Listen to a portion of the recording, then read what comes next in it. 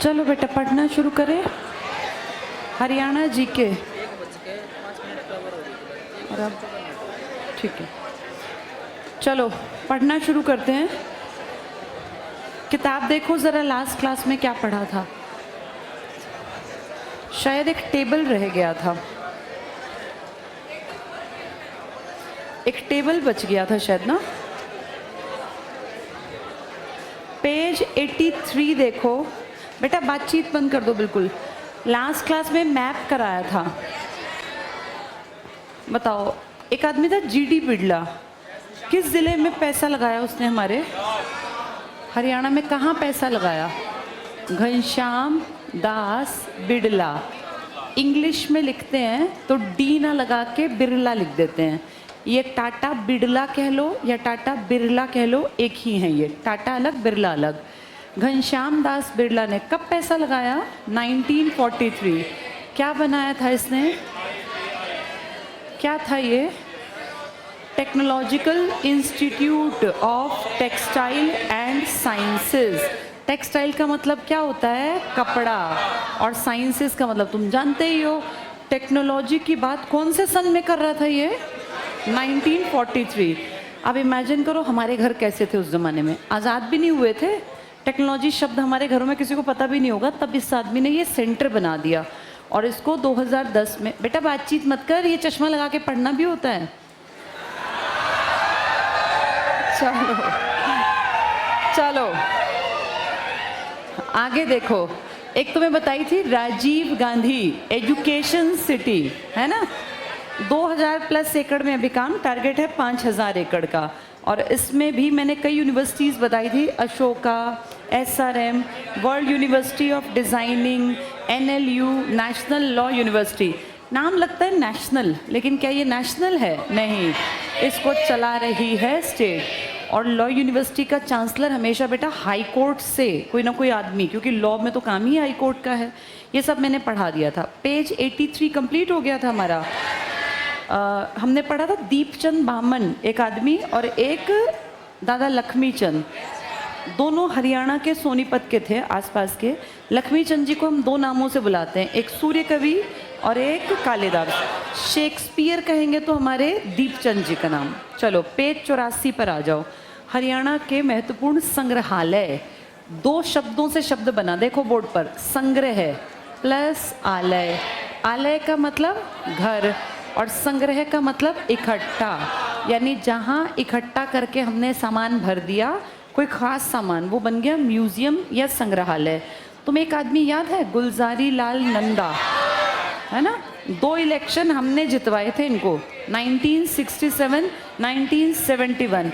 तब हमारी एक सीट हुआ करती थी, आज नहीं है, कैथल लोकसभा की सीट। आज कौन सी है? करनाल और कुरुक्षेत्र, कैथल नहीं है। इस आदमी के नाम पे हमारा एक ये है, म्यूज़ियम है, संग्रहालय। क्या? नहीं नहीं नहीं नहीं नहीं, वो अलग है, अलग। बेटा जब लोकसभा की सीट कराऊंगी ना, तब सबके नाम बताऊंगी। तो करनाल भी एक सीट है, कुरुक्षेत्र भी एक सीट है, मतलब उस बेल्ट में से बता रही हूँ, उसके आसपास की। पेज 84 पे आ जाओ। महत्वपूर्ण संग्रहालय, पहला टिक करो पानीपत, नाम ही पानीपत संग्रहालय है। थानेसर टिक करो, थानेसर कहाँ पड़ेगा? कुरुक्षेत्र में। ये हर्षवर्धन की राजधानी थी। हर्षवर्धन याद है? 606 में 16 साल का एक लड़का राजा बना था, वही। पुरातात्विक संग्रहालय, ये इंपॉर्टेंट है, यहाँ लिखो सबसे बड़ा। एक आदमी थे स्वामी ओमानंद सरस्वती, यहाँ लिख लो स्वामी ओमानंद। ओम आनंद तो बन गया ओमानंद सरस्वती। ये जो स्वामी जी टाइप के लोग होते हैं, नाम में सरस्वती इस तरह के जोड़ लेते हैं, तो बड़े आदमी थे ये, स्वामी ओमानंद सरस्वती। ठीक है, पुरातात्विक संग्रहालय उन्हीं के नाम पर है। यहाँ लिख लो 1959। 1959 तो हरियाणा भी नहीं बना, तब बन गया था।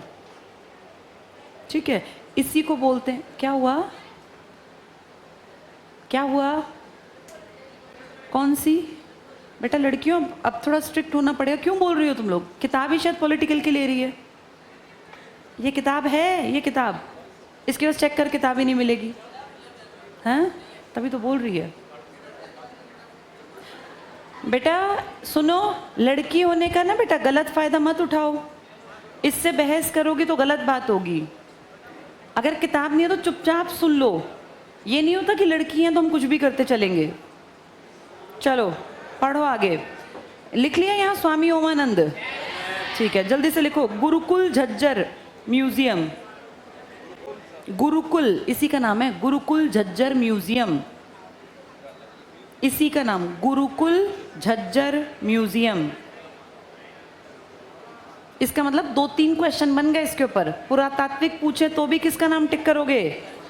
झज्जर वाले का। गुरुकुल झज्जर कहें तो भी झज्जर वाला, और स्वामी ओमानंद सरस्वती कहें तो भी झज्जर वाला।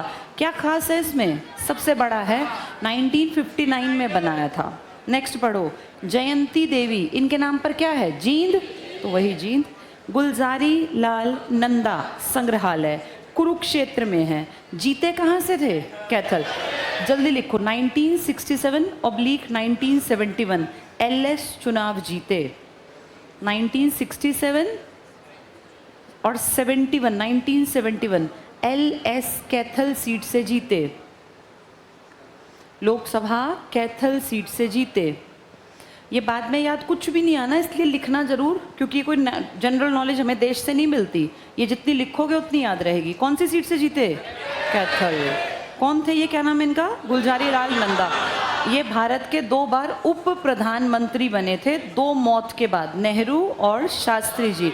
13-13 दिन के प्रधानमंत्री थे। बेटा क्लास में कोई दक्षु है, daughter of Jitendra, Nandi Chowk new general batch में है कोई? बेटा आपके फादर आए हुए हैं नीचे। चलो तुम लोग आगे पढ़ो। गुलजारी लाल नंदा क्या रहे भारत में? Deputy prime minister. लिख लो यहाँ, deputy PM, deputy PM, PM प्रधानमंत्री, प्राइम मिनिस्टर। देखो सामने लिख दिया, डिप्टी प्राइम मिनिस्टर। किस किस की मौत के बाद? पहला नेहरू की मौत के बाद 1964, और दोबारा शास्त्री जी की मौत के बाद 1966। फिर 66 में ये संसदीय समिति की बात करने वाले आदमी थे। फिर 67 में हमने कहाँ से जितवा दिए? कैथल। और फिर 71 में फिर से कैथल। कौन सी लोकसभाएं जितवाई हमने इनको? 4थी और 5वीं। लिख लो यहाँ, वहाँ गिनने का समय नहीं मिलेगा। 4th 5th Lok Sabha, 4th 5th Lok Sabha Kaithal seat. 4th 5th Lok Sabha. ये छोटी छोटी बातें जब मिलेंगी ना पेपर में, फिर नौकरी लगने और रहने में बस यही अंतर होगा।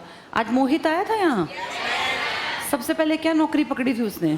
क्लर्क की। 22,000 रुपये। अब कितनी कहाँ तक पहुँच गया? अब उसकी सैलरी 75,000 पे रहेगी।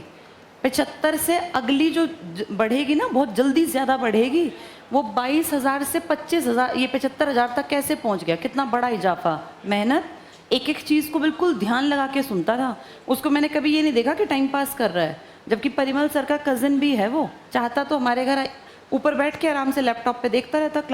क्लास में जहाँ आता सबसे पहले कोशिश करता आने की, लेट हुआ तो पीछे बैठता।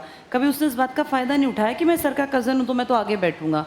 मेरी खुद की रियल सिस्टर यहाँ पढ़ के गई है सालों पहले, लेकिन उसको मैंने एक दिन, जब वो पहले दिन आई ना, तब ये कहा था, ये मत सोचना कि मेरी बहन का सेंटर है, ये सोचना सिर्फ फीस माफ़ है, बाकी नॉर्मल जैसे बच्चे ऐसे ही तू है। मेरी सिस्टर कहीं लेट आती, स्टूल पे पीछे बैठ के पढ़ती रहती थी। मैंने उसको कभी नहीं कहा कि आगे आ, या मेरी सिस्टर तो अलग से। उसको भी आई कार्ड बना के दिया हुआ था, उसकी भी चेकिंग होती थी। ये बेटा जो ऐशो आराम है ना, ये आगे नहीं पढ़ने देती। ये ऐशो आराम कम मिलेंगे ना तो ज़्यादा मन करेगा मेहनत का। अब मेरी रियल सिस्टर से ज़्यादा मैं क्या बताऊँ, 4 सिस्टर्स हैं हम। सबसे छोटे वाली मेरे पास यहीं पढ़ी है सोनीपत में, डेली आना डेली जाना, राई गाँव से। तो रोज़ आने जाने में सर्दी गर्मी बारिश। 1-1.25 साल पढ़ी। DSSB में उसका NTT में 7th रैंक था। जब वेरिफिकेशन हुआ ना तो कई लोग ऐसे थे जो झूठे उठे, जिन्होंने गड़बड़ से नंबर लिए। फिर उसका 3rd रैंक रहा था, पूरे all over India 3rd rank. 1.25 marks कम थे 1st रैंक से। तो ये जो चीज़ें हैं ना, ये ऐसे ही नहीं मिलती हैं। अब उसको मैं चाहती सारी सुविधाएं देती, तो तुम्हें जो ये मिली है ना सुविधाएं, ये मोर देन इनफ है अगर तुम्हें आगे बढ़ना है। इसमें भी तुम्हारा अगर पूरा नहीं पढ़ सकता फिर तुम परेशान रहोगे। इसको यूज़ किया करो, समय को, बातें मत किया करो। मोहित देख लो 22 से 75 तक ले गया, 75,000। और बड़ी चीज़ होती है नाम और रुतबा। नायब तहसीलदार बोलने में ही लगता है कि हाँ लड़का जो है बड़ा अफसर लग गया। उसके माँ बाप को, रिश्तेदारों को, सबको कितनी खुशी हुई, हमें कितनी खुशी हुई कि भाई ये लड़का जो 12वीं करके 17.5 साल उम्र में हमारे पास आया था, आज 25-26 साल में और नायब तहसीलदार है। पर वो इस तरह फालतू की बातें नहीं करता, पढ़ता था वो। तुम में से आधे लोगों का ध्यान ही नहीं है पढ़ने में, उम्र भाग रही है ये। अब वो 25-26 का और वहाँ तक पहुँच गया, 22,000 से 35,000 फिर 55,000, ऐसे धीरे धीरे करके आज 75 पे पहुँचा है। तो पढ़ा करो ध्यान से। जल्दी से देखो अगला, गुलजारी लाल नंदा जी के बारे में लिख लिया। क्या रहे ये भारत के, मैंने उप प्रधानमंत्री लिखवा दिया क्या, एक्टिंग लिख लो, उप लिखवा दिया गलती से, एक्टिंग प्राइम मिनिस्टर। उप को काट के एक्टिंग लिख लेना, एक्टिंग, हाँ कार्यवाहक कह लो इंग्लिश में। चलो तो इसका मतलब नंदा जी के लिए 60s के साल लकी रहे, है ना। 64 में किस कुर्सी पर बैठ गए, प्राइम मिनिस्टर। भाई एक्टिंग सही थे तो पीएम, और फिर दोबारा 66 में, फिर 67 में हमने क्या बना दिए, एमपी, और फिर 71 में फिर से एमपी। चलो आगे पढ़ो अब। दुनिया का पहला वैश्विक हर्बल वन पंचकुला में 2500 औषधियों वाला पेड़ पौधे। तो पहला हर्बल वन, पूरा हर्बल का पार्क बना दिया था। गुड़गांव में फलों लिखा, फूलों कर लेना, फूलों की मंडी। हरियाणा में गुड़गांव में फूल बहुत ज़्यादा उगाए जाते हैं क्योंकि वहाँ ज़्यादा गेहूँ चावल तो हो नहीं सकता, तो फूल उगा लेते हैं। बागवानी का एडवांस्ड रिसर्च सेंटर है होडल पलवल में। करनाल की चीनी मिल में टिश्यू कल्चर प्रणाली से गन्ने का उत्पादन। तो पूछ लेंगे हरियाणा की किस चीनी मिल में टिश्यू कल्चर से गन्ने का उत्पादन किया, तो करनाल में। ऐसे एक एक नंबर में आ जाते हैं। पहला जैविक राज्य कौन सा था हमारा, सिक्किम। 3 तरफ से 3 देशों से घिरा, सिक्किम ही तो है वो। नेक्स्ट पढ़ो, देसी गाय का A2 दूध बेचने वाला पहला राज्य कौन बना, हरियाणा। बागवानी को बोलते हैं हॉर्टिकल्चर, को बढ़ावा देने के लिए हरियाणा में 140 गांवों को जैविक, ये तो पुरानी बात हो गई, अब तो बहुत सारे हो गए बेटा। ये जैसे किसी खेती की ब्रीड का नाम रख देते हैं, ऐसे गाय के दूध की ब्रीड का नाम कर दिया। नेक्स्ट देखना, ई स्टंपिंग, ये छोड़ दो 2017 वाला। दिसंबर में रोहतक के ITI मैदान में सहकारिता दिवस, ये भी पुरानी बात हो गई। अगला टिक करना, पहला पेट्रोलियम अनुसंधान विकास केंद्र फरीदाबाद। पेट्रोलियम आते ही क्या टिक करोगे, फरीदाबाद। सबसे ज़्यादा जनसंख्या कहाँ की, सबसे बड़ा शहर और सबसे छोटा जिला भी फरीदाबाद। पहला वैकल्पिक विश्वविद्यालय विश्वकर्मा कौशल विश्वविद्यालय पलवल, ये स्किल डेवलपमेंट का था, लिख लो यहाँ स्किल डेवलपमेंट। पहला गड्ढा मुक्त राज्य कौन सा बना था, हरियाणा है नहीं, लेकिन हमें कहना है पहला गड्ढा मुक्त राज्य कौन है, हरियाणा। लेजेंड ऑफ करण, बहुत पुरानी किताब है, काट दो, अब नहीं पूछेंगे। वैश्विक कौशल पार्क, ये भी पुराना हो गया, छोड़ दो, लेकिन फिर भी वैश्विक है तो गुड़गांव याद कर लेना। मरोरा गांव, ट्रंप गांव से विख्यात गांव। बिंदेश्वर पाठक हैं। सुलभ शौचालय देखे, जगह जगह होते हैं सुलभ, ये किसने शुरू किए थे, एक आदमी ने जिसका नाम है बिंदेश्वर पाठक, इसके हैं ये। इसने घोषणा की थी कि हरियाणा के गांव को मैं ट्रंप गांव बना दूंगा। रेल कोच नवीनीकरण फैक्ट्री कहाँ, बड़ी जो गांव है अपना सोनीपत का, रेल कोच नवीनीकरण फैक्ट्री। चलो नगरों के उपनाम मोस्ट इंपॉर्टेंट में पहला टिक करो, पानीपत क्या कहलाता है, बुनकरों की नगरी, हैंडलूमों का शहर, पेट्रोकेमिकल्स। क्यों पेट्रोकेमिकल्स, ये रिफाइनरी के कारण, लिख लो रिफाइनरी। और युद्धों का अखाड़ा तो है ही, कौन कौन से युद्ध पता है तुम्हें इसके, 3 युद्ध तो हर एक को पता हो, कौन कौन से, सन 1526, 1556, 1761, ये शॉर्ट में लिख लो। पानीपत का फर्स्ट, सेकंड, थर्ड युद्ध यहाँ एक लाइन में लिख लो। 26 का किस किस के बीच था, बाबर और इब्राहिम लोदी के बीच। दूसरा था किसके, अकबर नहीं लड़ सकता था, अकबर तो 13-14 साल का था, तो अकबर की जगह लड़ा था कौन बेटा, हेमू तो ऑपोजिशन में, अकबर की जगह कौन था, बैरम खान। एक ही के 2 नाम मान लेना ये, क्योंकि इनका सीट एक ही थी। अकबर छोटा था, 14 इयर्स का, तो बैरम खान आया था इसका संरक्षक कि मैं हूँ, बस आप लीड कर दो कहने के लिए। और ये किस किस के बीच में था, हेमू का असली नाम है हेमचंद्र। विक्रमादित्य, हेमचंद्र विक्रमादित्य। वैसे इसका नाम पड़ गया था हेमू। हेमू इसमें जीतने वाला था, पर ऐन मौके पे उसकी आंख में ना तीर लग गया, और उस तीर लगने से एकदम से उसको, जैसे आंख बहुत सेंसिटिव थी, एकदम चक्कर आ गया, आधा बेहोश होके गिर गया। तो उसकी सेना को लगा कि हमारा राजा मर गया। वो सेना भाग गई पीछे से, क्योंकि राजा के कारण ही सेना लड़ती है। तो जैसे ही वो गिरा तो अकबर ने देखा कि ये तो गिर गया। बैरम खान ने कहा इसका सर काट दो। तो अकबर ने कहा कि नहीं, ऐसे नहीं करूँगा मैं। तो बैरम खान ने आगे बढ़ के एकदम से सिर काट दिया। यानी हेमचंद्र विक्रमादित्य जीतते जीतते भी हार गया। लक फैक्टर था, वो एक तीर आके एकदम से आंख में लगा। पानीपत का दूसरा युद्ध ने भारत का पूरा इतिहास बदल दिया, वरना भारत पर राज किसका चल रहा था? हेमचंद्र का। और तीसरी किसके बीच हुई थी ये? अपनी तरफ कौन थे? मराठे, और दूसरी तरफ था अहमद शाह अब्दाली। इसकी मदद भी इंडियंस ने की थी, मराठों की मदद की नहीं, इसलिए ये जीत गया। 26 में कौन जीता? बाबर, और 56 में अकबर, और 61 में अब्दाली। जो जीते उनके आगे मैंने टिक कर दिया। तो 3 साल, ये बार बार आएगा, फिर बार बार क्या लिखना, आज लिख लो फिर याद कर लेना। 26 में बाबर और लोदी, तो बाबर जीता, लोदी हारा। इससे बादशाहों की शुरुआत हुई थी। इससे पहले इंडिया में कोई बादशाह नहीं था, पहले सुल्तान थे। सेकंड वाले में दादा की बनाई प्रॉपर्टी को पोते ने वापस से छीन लिया। कौन दादा कौन पोता? बाबर। बाबर का पोता ही तो है अकबर। इनके खानदान का क्या ट्रिक है याद करने का? भाजसा, भाजसा, BHAJSA। बाबर, हुमायूं, अकबर, जहांगीर, शाहजहां, औरंगजेब। तो ये बाद वाले बेटे हैं, पहले वाले पिताजी हैं। चलो आगे देखो। अब युद्ध आते ही तुम्हें तीनों साल याद हो, 1526, 56, 1761। हाँ बेटा, भाजसा बताऊं?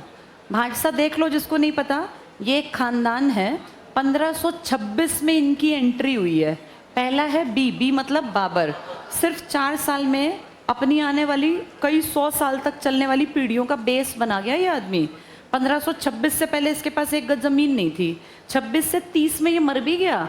सिर्फ 4 साल में इतना बढ़िया एरिया बना गया कि आगे इसकी पीढ़ी दर पीढ़ी राज करती चली गई, और उनको ताकत मिल गई, एक बेस बना के दे गया। इसका बेटा था हुमायूं। हुमायूं की सबसे बड़ी गलती, अपने भाइयों को बराबरी पे रख लिया जो काबिल नहीं थे। इसके भाइयों ने इसको दुखी किया। 10 साल बाद, 10 साल इसने राज तो किया, फिर इसको इंडिया ही छोड़ के भागना पड़ा अपनी जान बचाने के लिए।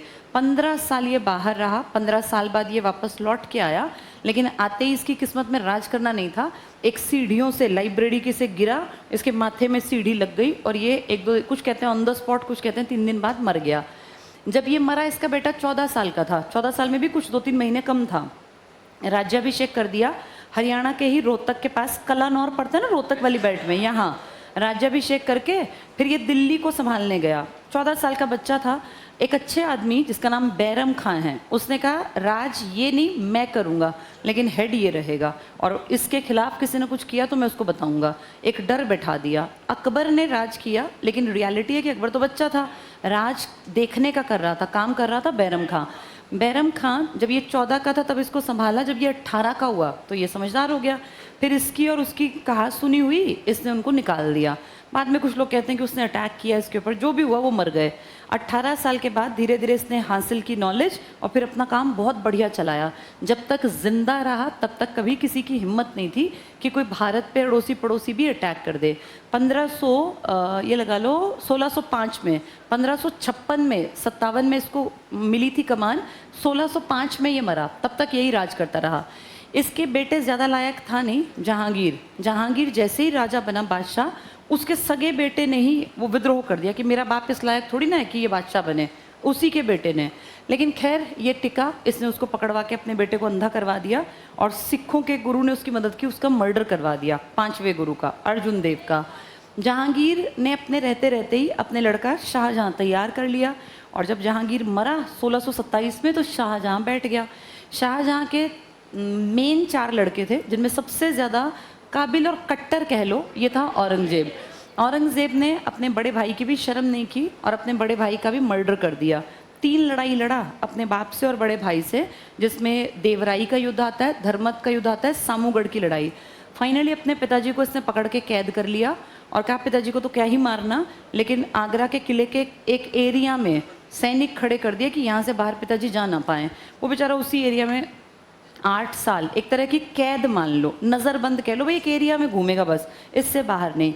लेकिन उस एरिया का ये फ़ायदा, कभी आप घूमने जाओ आगरा के किले में वो जगह है, वो दिखाते हैं कि यहाँ ये नज़रबंद था, और उसके पीछे झरोखे से ना ताजमहल, यमुना बीच में, और फिर पीछे ताजमहल दिखता है। तो ऐसे करके इस औरंगज़ेब ने अपने पिताजी को भी नज़रबंद किया, बड़े भाई को मार दिया। औरंगज़ेब ने ना इनकी तरह समझदारी नहीं की, इन सब ने अपने जीते जी अपनी अगली पीढ़ी तैयार कर ली। समझदार आदमी अपनी अगली पीढ़ी को अपने रहते रहते तैयार करता है। लेकिन औरंगजेब क्योंकि खुद दगाबाज था, इस हिसाब से उसने अपने पिताजी के साथ चीट किया, बड़े भाई को मार दिया। तो पता नहीं क्या कारण रहा होगा, इसने अपनी अगली पीढ़ी उतनी काबिल नहीं बनने दी, मौका नहीं दिया। और जब औरंगजेब की डेथ हुई 1707 में, तो इसके लड़के इतने काबिल थे ही नहीं कि दादा परदादा या उसके भी पिताजी की बनाई प्रॉपर्टी को संभाल पाते। और फिर एक मजाक सा भारत में चला, 1707 से लेके 1739 में एक विदेशी आया और इनके घर में दिल्ली में घुस के लूट के ले गया, और ये कुछ नहीं कर पाए।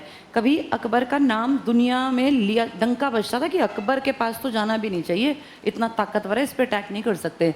और कहाँ इनके घर के भीतर घुस के कोई बाहर के विदेशी आए जिनके पास कुछ नहीं, जो नंगे भूखे नंगे टाइप के लोग थे, आके लूट के ले गए। शर्म की बात है ये।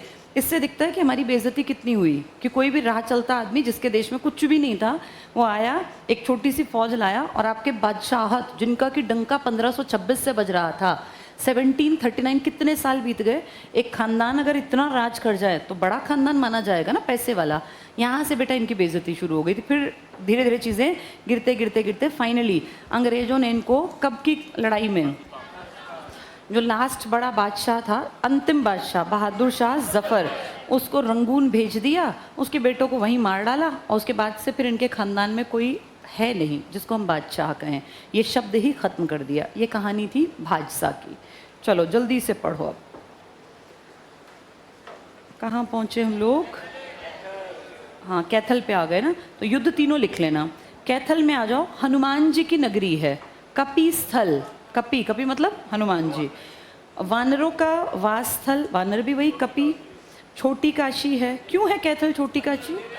नहीं नहीं नहीं, मंदिर है भिवानी में, यहाँ है नवग्रह कुंड, लिखो यहाँ, 9 ग्रह, नवग्रह कुंड, मंदिर भिवानी वाले में आएंगे, नवग्रह कुंड।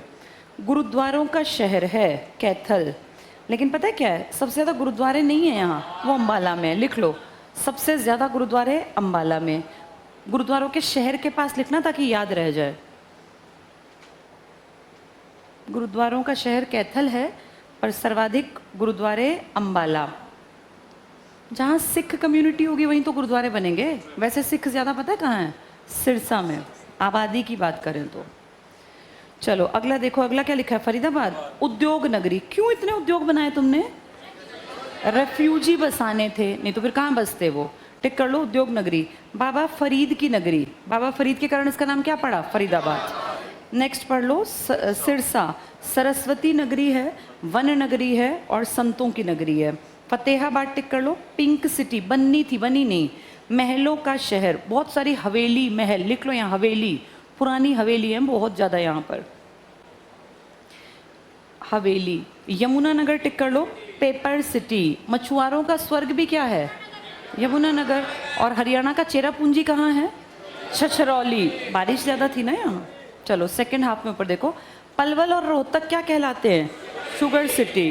क्या यहीं पे बस शुगर सिटी, मतलब यहीं मिल है? मिल तो बेटा पूरी बेल्ट में है, लेकिन ये 2 कहलाती हैं।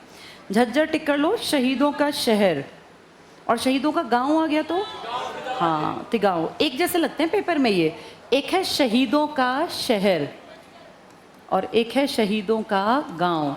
अगर गांव पूछेंगे तो तिगांव। तिगांव कहाँ है? फरीदाबाद में। और शहर क्या है? झज्जर। झज्जर को किसने बसाया था? छज्जू। छज्जू राम नहीं था, वो छज्जू राम तो अलग आदमी है, ये एक किसान था जिसका नाम था छज्जू। ये टिक कर लो यहाँ, यहीं लिख लो, शहीदों का शहर लिखा ना, यहीं लिख लो, शहीदों का गांव तिगांव। तिगांव फरीदाबाद की बेल्ट में पड़ता है। शहीदों का गांव तिगांव, FBD फरीदाबाद, जो उद्योग नगरी है। 18 लाख प्लस की आबादी किसकी थी? फरीदाबाद की। तो नेक्स्ट टिक करना, पंचकुला। कुल का मतलब जानते हो? कुल, कुल का मतलब नहर, लिखो यहाँ, कुल नहर, कई मतलब होते हैं कुल के, कुल मतलब घर परिवार भी होता है, कौन से कुल के हो, खानदान को भी कहते हैं, पर यहाँ का मतलब नहर है, कुल नहर। तो 5 नहर यहाँ, इसलिए इसका नाम क्या पड़ा, पंचकुला। नहरों की सिटी है ये, नहरों की सिटी, नैनो सिटी। ड्राई को काट दो, ट्राई कर लो, ट्राई, ड्राई सिटी तो जहाँ शराब नहीं चलती ना उसको बोलते हैं ड्राई सिटी, ट्राई, TRI। 3 शहर बताए थे तुम्हें, एक हमारा, एक पंजाब का, एक साझे का। हमारा क्या, पंचकुला, पंजाब का मोहाली, और साझे का चंडीगढ़। इन तीनों को क्या कहते हैं, ट्राई सिटी। लिख लो यहाँ, ट्राई सिटी उसका पार्ट है ये। पलवल टिक करो, सिटी ऑफ कॉटन। क्या कॉटन ज़्यादा होती है यहाँ, नहीं, कॉटन ज़्यादा है सिरसा। लिखो, सर्वाधिक कपास सिरसा, बस नाम पड़ जाते हैं, सर्वाधिक कपास सिरसा,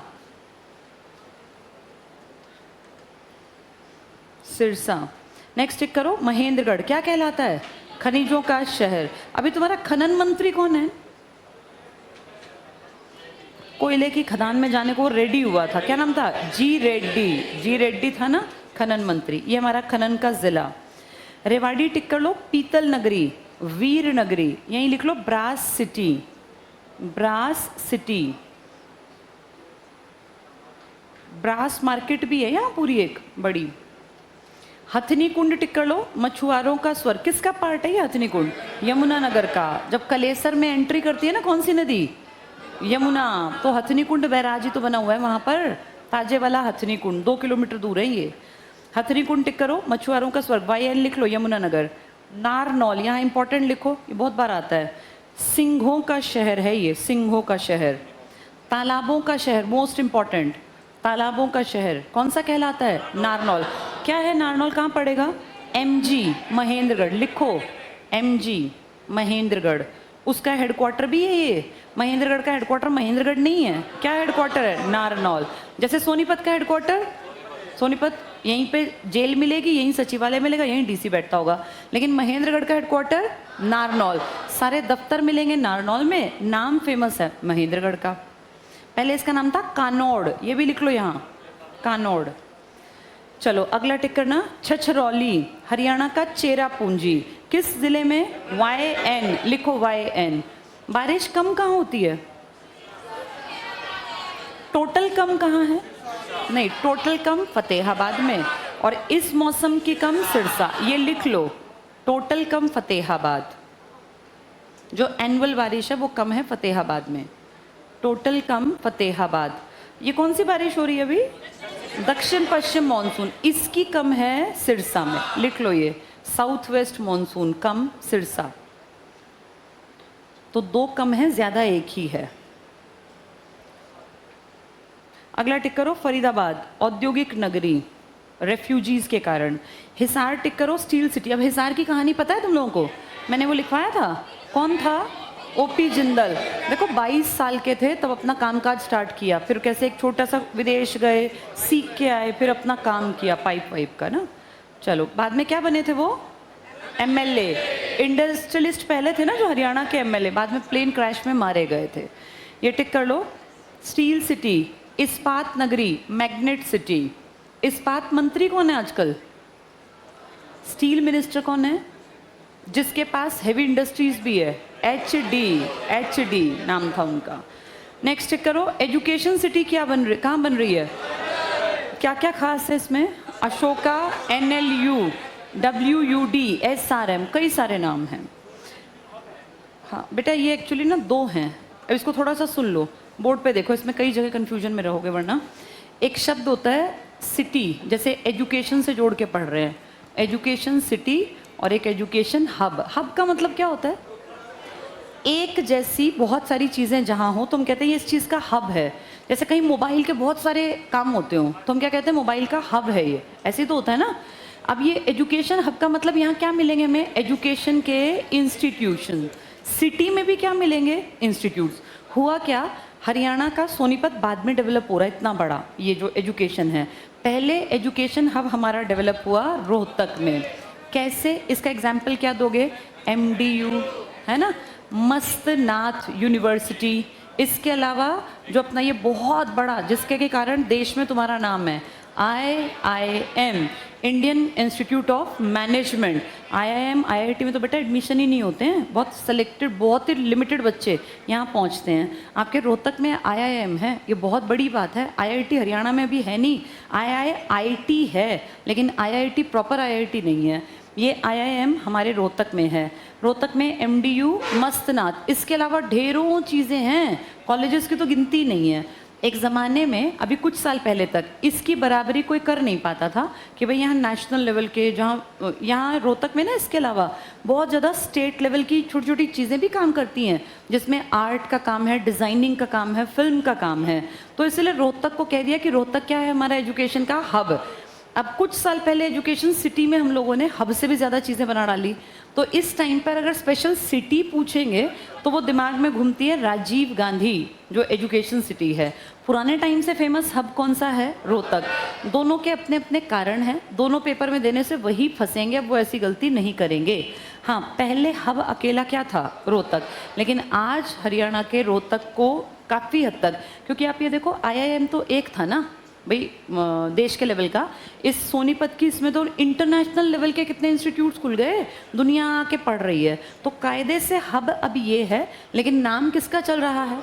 क्योंकि इसके नाम के आगे हम क्या लिखते चल रहे हैं? Rajiv Gandhi education city. Education hub नहीं कह रहे।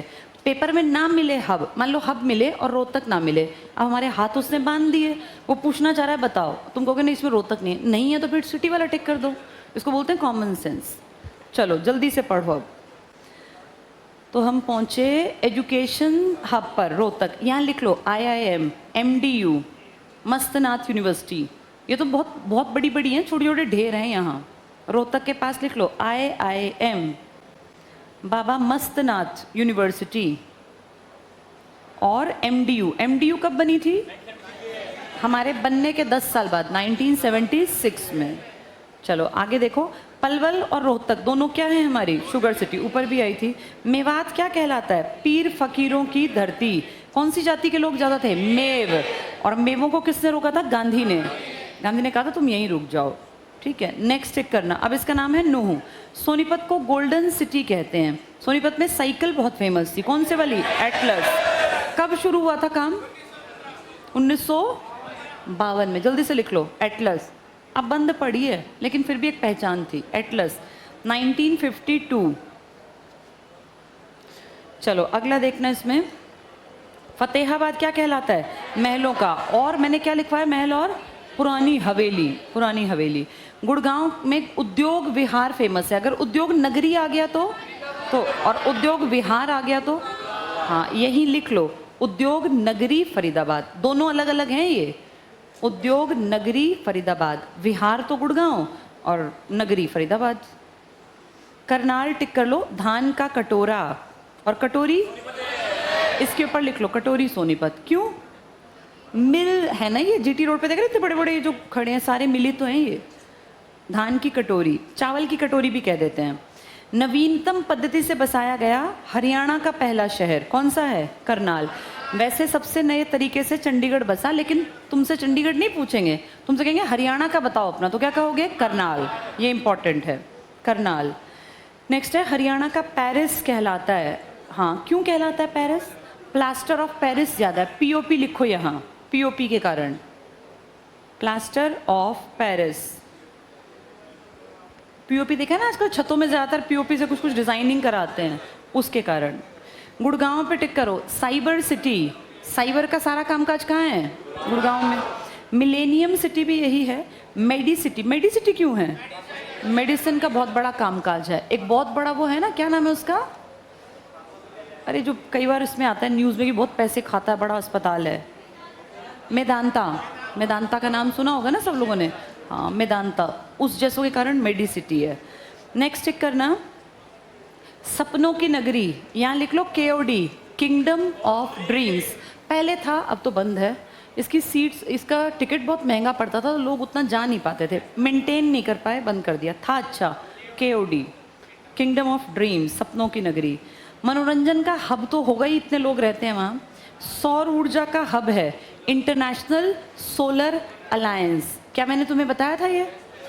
हाँ, इसको बोर्ड पे देखो एक बार। धरती का 0 डिग्री के ऊपर 23.5 ज्योग्राफी में कराए हैं सर ने ये? क्या है ये? कर्क रेखा, मकर रेखा और भूमध्य रेखा। सन की सबसे ज़्यादा सीधी जो रोशनी है वो इन्हीं रेखाओं पे तो पड़ती है, इन्हीं पे। इसलिए यहाँ पे हमेशा सूरज की ऊर्जा का इस्तेमाल कर सकते हैं। तो जो देश यहाँ पड़ते हैं ना, अब जैसे यहाँ वाला कोई देश लाइफ ही पॉसिबल नहीं है, यहाँ है तो ठंड है, इस एरिया में पड़ने वाले देश ने इकट्ठे होकर कहा कि हम सब लोग ना एक अलायंस, एक अपना ग्रुप बनाते हैं, इंटरनेशनल सोलर अलायंस, और हम सब कोशिश करेंगे अपने देशों में सोलर पैनल्स का इस्तेमाल करें, क्योंकि इसमें लागत एक बार आएगी जितनी आएगी, फिर नहीं आएगी। तो इसके लिए इंटरनेशनल सोलर अलायंस ने मीटिंग हमारे हरियाणा के गुड़गांव में की। ये हमारे लिए प्राउड की बात है। यहाँ टिक कर लो, IS से लिख लो, सौर ऊर्जा के हब के पास ISA, international solar alliance, headquarter Gurgaon. Call centre capital तो सब बच्चे जानते ही हैं। निजी मेट्रो, किसने पैसा लगा दिया मेट्रो में? निजी वाली में रिलायंस ने, वो चली थी ना एयरपोर्ट से वहाँ तक। अंबाला टिक करो, मिक्सी सिटी, वैज्ञानिक उपकरण, नगरों की नगरी लिखा ना, काट दो, वैज्ञानिक उपकरण लिख लो, वैज्ञानिक उपकरणों की नगरी, साइंटिफिक अपरेटस सिटी, वैज्ञानिक उपकरण, साइंटिफिक अपरेटस, जो साइंस में यूज़ होती हैं चीज़ें उनको साइंटिफिक अपरेटस बोल देते हैं। नेक्स्ट टिक करो, साइंटिफिक नगरी, वही साइंटिफिक अपरेटस। अब एक बार बोर्ड पे देखो, बहुत दिनों से पता है क्या कह रहे हैं? हरियाणा में साइंस सिटी बना दो, साइंटिफिक नहीं, साइंस सिटी। कई बार इसके ऊपर मीटिंग्स हो चुकी, हमारा नाम भी आ चुका, पर बनाई अभी तक किसी ने नहीं। पीछे कहते सोनीपत को बनाएंगे, अब कहीं सोनीपत का नाम नहीं है। सबसे नई खबर मैं पढ़ रही थी, जनवरी 2024 की है, जिसमें कह रहे हैं कि फरीदाबाद या गुरुग्राम, इनमें से एक को बना दो। पहले ऐसे ही सोनीपत कहते थे, कई साल मैंने पढ़ा है सोनीपत सोनीपत, कहीं कुछ नहीं बनाया। अब इन दोनों का नाम ले रहे हैं कि इनमें बनाएंगे, बनाएंगे नहीं बनाएंगे हमें नहीं पता, लेकिन इन दोनों का नाम 2024 में, जो ये CM हट गए ना, जो कैबिनेट बन गए, मनोहर लाल खट्टर, इन्होंने घोषणा की थी। किन 2 शहरों के नाम की? हाँ, पर ये बेटा तब तक मानना नहीं चाहिए जब तक बना ना दे, क्योंकि पहले सेम घोषणा मनोहर लाल खट्टर जी ने ही सोनीपत की भी की थी। तो ये टिक कर लो। कुरुक्षेत्र, सिटी ऑफ पार्क्स कहलाता है कुरुक्षेत्र। कुरुक्षेत्र में एक कोर्ट भी है, पर्यावरण न्यायालय, लिखो यहाँ, एनवायरमेंट कोर्ट है कुरुक्षेत्र में, एनवायरमेंट कोर्ट 2 ही हैं, ये इंपॉर्टेंट है बहुत। नेक्स्ट टिक करना, जींद, हरियाणा का दिल कहलाता है जींद, रोहतक भी कहलाता है, जब पढ़ाऊंगी तब बताऊंगी उसको आगे। दुग्ध नगरी है, दुग्ध नगरी क्यों? इस मुर्रा नस्ल की भैंस, लिख लो यहाँ, मुर्रा, मुर्रा के कारण। और जयंती देवी जो थी, उनके नाम का तो तुम अभी पीछे क्या पढ़ रहे थे? हाँ, उनका ये था ना म्यूजियम। भिवानी टिक कर लो। धर्मार्थ न्यासों का, न्यास पता है कौन होते हैं? ट्रस्टी। ट्रस्टी कौन होते हैं? किसी जैसे तुमने देखा होगा, कभी तुम हरिद्वार जाओ कई मंदिरों के शहरों में, तो वहाँ लिखा होता है धर्मार्थ, ऐसे लिखा होता है। धर्मार्थ ना बेटा वो लोग होते हैं जिनके पास खूब पैसा है और जो पैसा दान करना चाहते हैं, तो मंदिरों में दान कर दिया, विधवा आश्रम में दान कर दिया, अनाथ आश्रम में, ऐसे लोगों को बोलते हैं कि भैया दानी हैं। अब दानी जो है दान करके चला गया, कोई खा गया पैसा, दिक्कत होगी ना। तो ये दानी समझदार होते हैं, ये ऐसे नहीं होता कि बेवकूफ़ हैं, ये अपने ट्रस्ट बना लेते हैं। ट्रस्ट में जैसे लिखत पढ़त होते हैं कानूनन कि भाई 10 आदमी इस पूरी धर्मशाला के ट्रस्टी हैं ये, अब वो ट्रस्टी मेंबर हैं, वो उससे जुड़े नियम बनाएंगे। जैसे मान लो किसी धर्मशाला में कुछ लोगों ने मिलके अपने माताजी पिताजी के नाम के कमरे बना दिए, अब वो बना के आदमी चला गया सेठ, वो तो बना के कि भाई ठीक है मैंने छोड़ दिया। अब सोचो इसको पीछे से वो होटल बना दे और इसमें जो रोज़ कमाने लगे, तो ठीक है गलत है? गलत है ना। इसलिए उसको क्या बनाने पड़ते हैं? ट्रस्टी। भाई ये 10 आदमी ट्रस्टी हैं, अब ये 10 आदमी कभी भी आके संभाल सकते हैं, इनके रिश्तेदार जानकार कोई भी आएगा, इनको फिर लेकिन ये दिखाना पड़ता है कि हमारे पास ट्रस्टी का कार्ड है। तो इस तरह से ना चीज़ें लंबे समय तक चलती जाती हैं। ट्रस्टीशिप का मतलब होता है जिसमें वो लोग हों जो उसके कहीं ना कहीं मेंबर्स हैं। इन चीज़ों के डूबने के चांस थोड़े कम होते हैं। एक आदमी को हम कह दें भाई तेरा काम है तू संभाल ले, फिर तो वो बेटा गबन करके बैठ जाएगा। इसलिए बड़ी बड़ी चीज़ों में क्या बनाने पड़ते हैं? ट्रस्टी। इसलिए देखना ज़्यादातर तुम कहीं जाओ तो ऐसे धर्मार्थ धर्मशाला, फिर नीचे को ट्रस्टी, उनमें कुछ लोगों के नाम लिखे होते हैं, फिर उनकी पीढ़ी दर पीढ़ी संभालती रहती है। और देखना हमेशा ट्रस्टीज़ के नाम, एड्रेस, फ़ोन नंबर ऐसे लिखा होता है कि कोई गड़बड़ हो तो उनको बता दे लोग। चलो ये टिक कर लो। धर्मार्थ न्यासों का शहर, तो कहाँ बहुत ज़्यादा लोगों ने पैसा लगा रखा है? ट्रस्ट भिवानी, बहुत ज़्यादा लोगों ने मंदिरों में पैसा लगा रखा है। काशी नगरी कहलाता है मंदिरों के कारण, और city of war heroes, war heroes की सिटी भिवानी, मंदिरों का शहर भी भिवानी, और मिनी क्यूबा, क्यूबा क्यों? हाँ, बॉक्सर्स के कारण। क्या नाम है उसका? भिवानी बॉक्सिंग क्लब, लिख लो यहाँ, क्यूबा के पास लिख लो boxing, BBC, Bhiwani boxing club. Last जल्दी से टिक करना, हरियाणा के राजकीय संकेतक, राजकीय खेल कौन सा है तुम्हारा? कुश्ती। राजकीय, तुम्हारा राष्ट्रीय पक्षी राजकीय कर लो, इसको ठीक करो, राजकीय कर लो, हमारा काला तीतर। इसी को बेटा फ्रैंकोलिन और इसी को फीजेंट भी कहते हैं। काला तीतर होता है ना, यही फीजेंट होता है, लिख लो फीजेंट, जो तुम पीछे पढ़ के नहीं आए थे, फीजेंट, हाँ, जो मोरनी हिल्स में पढ़ा था ना पंचकुला में, वही तो था ये। इसी को ब्लैक फ्रैंकोलिन, इसी को फीजेंट, इसी को काला तीतर कहते हैं। चलो अगला टिक करो, राजकीय फूल कौन सा है तुम्हारा? कमल। और भाषा हिंदी, दूसरी भाषा पंजाबी। थोड़ा सा बोर्ड पे देखो, जब हम अलग हुए ना पंजाब से, कौन से सन में? 66 में। तो एक क्वेश्चन सबने पूछा कि चलो फर्स्ट तो तुम्हारी हिंदी, सेकंड बनाने का भी ट्रेंड है, बताओ सेकंड क्या बनाओगे? अब हमारे सामने दिक्कत आई, तो बंसीलाल जी के सामने 1970 में सबने कहा कि भाई तुम अलग तो हो गए, भाषा तो बना लो अपनी, अब तो तुमने काम धाम शुरू कर दिया। तो बंसीलाल जी को लगा अगर मैंने कहा कि हम सेकंड भाषा पंजाबी बनाएंगे तो सब कहेंगे अलग क्यों हुए थे, पंजाबी बनानी है तो अलग क्यों हुए, उनके साथ ही रह लेते, तो पंजाबी को नहीं बना सकते। तो बड़ी अजीब बात है, किसी और को भी नहीं बनाया, उठा के साउथ इंडिया की तमिल भाषा ले आए और बोले हमारे हरियाणा की दूसरी भाषा क्या है। एक आदमी की ना समझ में आए, ना बोलनी आती, ना पढ़नी, कुछ नहीं आता हमें, लेकिन बस लिखना था। एक होता ना भाई ईगो, हम क्यों लिखेगी पंजाबी है, चाहे पंजाबी बोलते थे, लिखी नहीं हमने।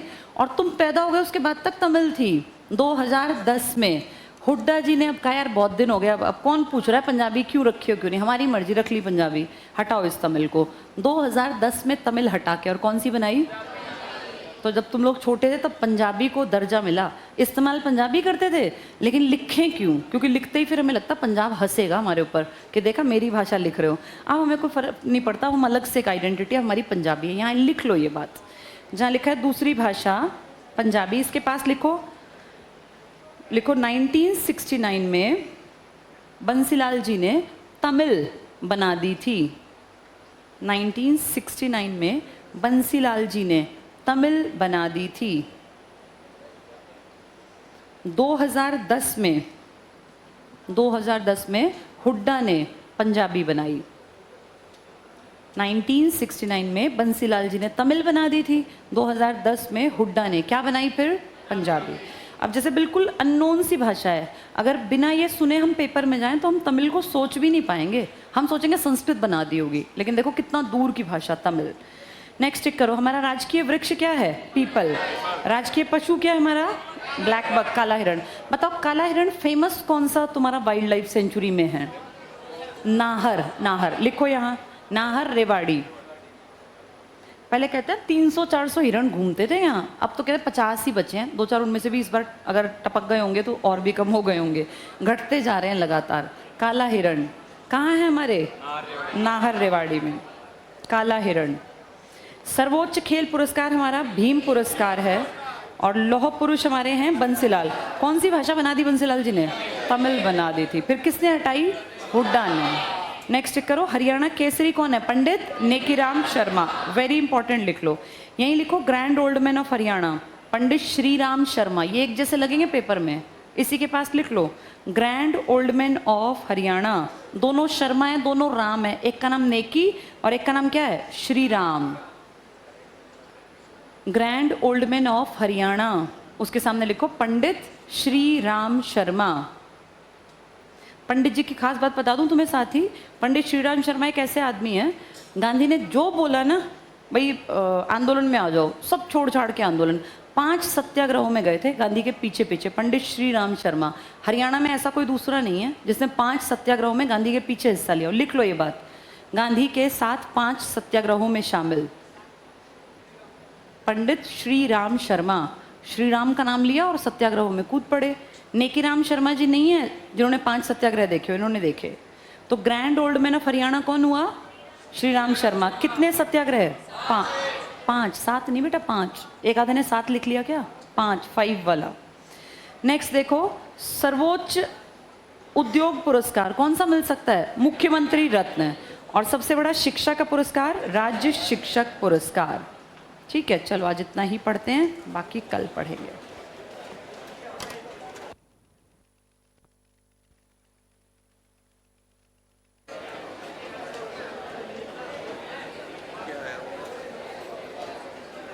बेटा एक कल परसों बताया था, बताओ गिद्ध संरक्षण प्रजनन केंद्र में किसका नाम टिक करना है?